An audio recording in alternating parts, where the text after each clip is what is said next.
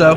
He's got, instead of the 4th Birthing Pod, though, he's got 2 Green Sun Zeniths, and then he also, to spice it up, has 2 Bonfire the Dams. It's kind of interesting, in these matches, the number of miracles people have is often how sweet of draw phases we can possibly hope for, like when things get tough. Right. I don't know, I mean, if you put too many sweet miracles in your deck, it's just every draw phase gets to be so exciting. Okay, what do we have?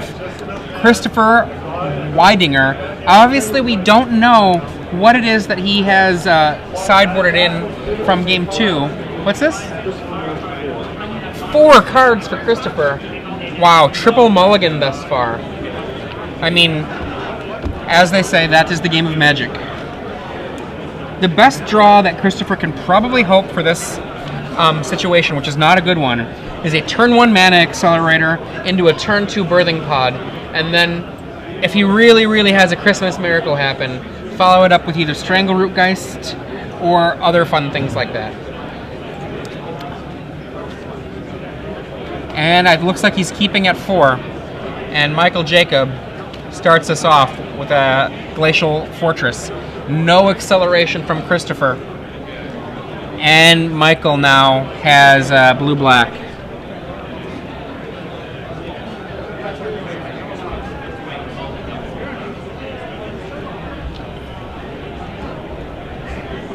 Blade Splicer from Michael Jacob. Christopher Weidinger checking the top before he goes and puts the card in his hand.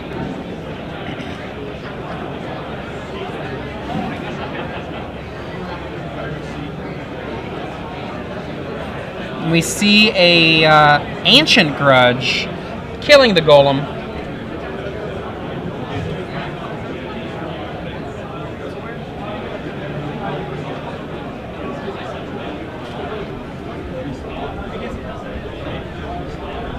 SCG Open competitors, that is time in the round. And we see the second casting of the Ancient Grudge to take out the second Golem as another Blade Splicer shows up. Call for a judge now. Again, SCG Open competitors, that is time in round 5. And Christopher Weidinger looking to do something here while Michael Jacob with just 2 1/1s. Metamorph on Blade Splicer.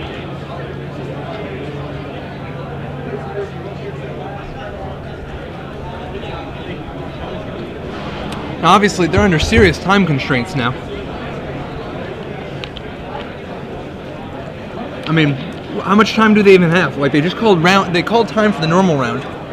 5 more minutes. They have a 5-minute extension as a result of being over in a feature match, but MJ has a huge advantage on cards, like on resources to work with, but he's got to win in a hurry. Well, his deck is fully capable of that. Another Blade Splicer. I mean, with Blade Splicers and Restoration Angels, you can manufacture an army very, very quickly.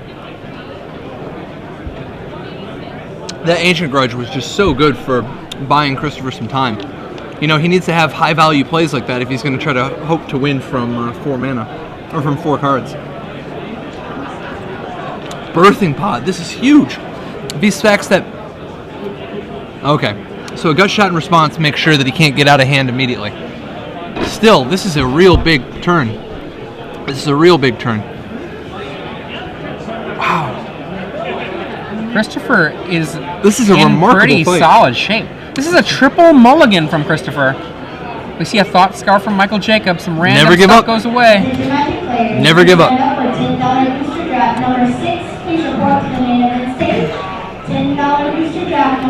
So what do we need to see? I mean, is MJ just going to swing with the team? Oh, yeah.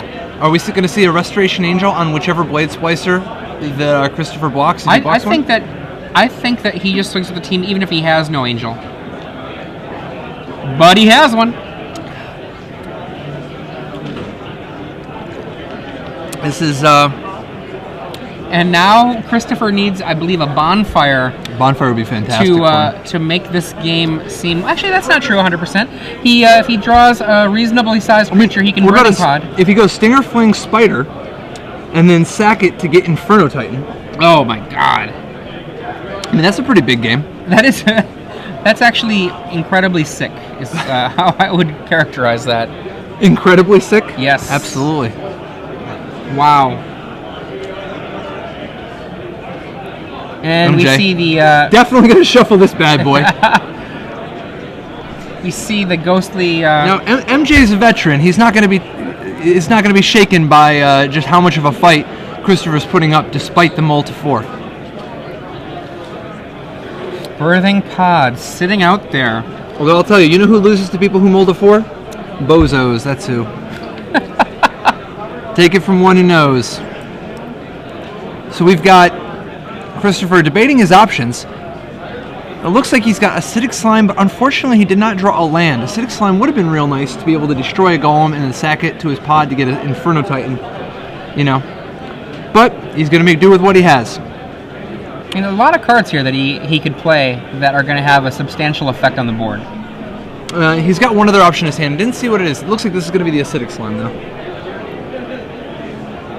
Or is it going to be Stinger Fling? Does he have an extra card in his? Oh, It is Acidic the Slime. And that slime represents a surprising amount of damage reduction because those Blade Splicers also get eaten by it. Yep, it's going to eat them, and it's threatening next turn to turn into an Inferno Titan. MJ wisely just saying, "Here's it all." Wow.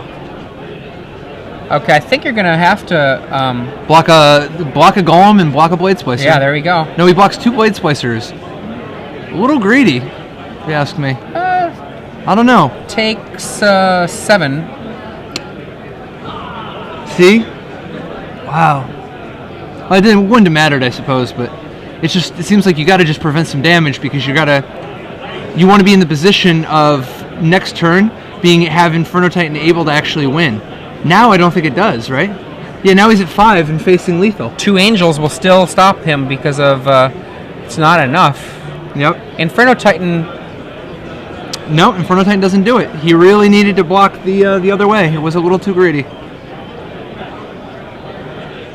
Now it depends on what cost he has. Now the reason, just in case you're not sure why that matters as much, is that extra 2 damage is the big reason. Yep. With Chris at 5 instead of 7, the 2 Angels. I mean, it's tough when you're behind so much, like trying to imagining everything you should play around. But in this case, playing around another Angel would have helped substantially. I think Michael Jacob has a Day of Judgment in his hand. He does.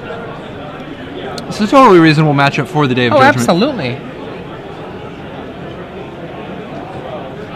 And the slime is going to turn into an Inferno Titan. Well, I don't know. He needs to have something else, or he's just dead to the board that way. He might have a Bird of Paradise in his hand. There's Thalia. Okay. What other 6s does he possibly have? No, but he has Fiend Hunter to go get. Ah, there we go. Fiend Hunter. So he can sack Talia to get a Fiend Hunter, and he can use the Fiend Hunter to keep one of the Angels under control. And at least then he doesn't die to the board. It's the only way I see right now for him to not be just dead immediately, but... I mean, it does mean that he's stuck in a really untenable position, though. Extremely. It's going to be a bad turn for him next turn. But at least this way he lives one more. And he can always draw Bonfire. That's fair here. That's fair. The miracle can happen. I need a miracle.